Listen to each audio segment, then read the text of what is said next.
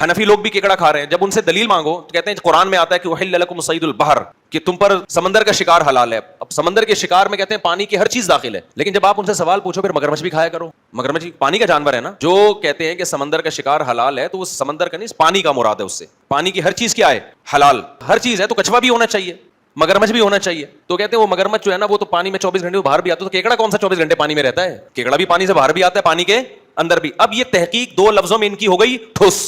जितनी गुब्बारे में हवा भरी हुई थी ना, तो एक ही दफा में जो सुबह शाम अबू हनीफा ऐसे फलाना ऐसे, मैं कुरान को मानता हूं, मैं हदीस। अबे तू केकड़ा खाने के लिए सिर्फ कुरान को मानता है, बाकी तू कुरान को नहीं मानता। तू अपनी जहालत का तो इतराफ करके यार देखो, जो इमाम शाफी को फॉलो करते हैं ना वो केकड़ा खाते हैं। उनसे पूछो क्यों खाते हैं? वो कहते हैं यार हम जाहिल लोग हैं भाई, इतने बड़े इमाम मुज्तहिद, उनकी तहकीक है, उस तहकीक पर एतमाद करते हैं, वो बच जाएंगे। क्योंकि कुरान कह रहा है फसअलू अहल ज़िक्री इन कुंतुम ला तालमून, अगर तुम्हें इल्म नहीं है तो जिसके पास नॉलेज है उसको फॉलो करो। तो कहेंगे कि अल्लाह इमाम शाफी के पास नॉलेज थी और इसकी दलील इजमाई उम्मत, मैंने उनको फॉलो किया है।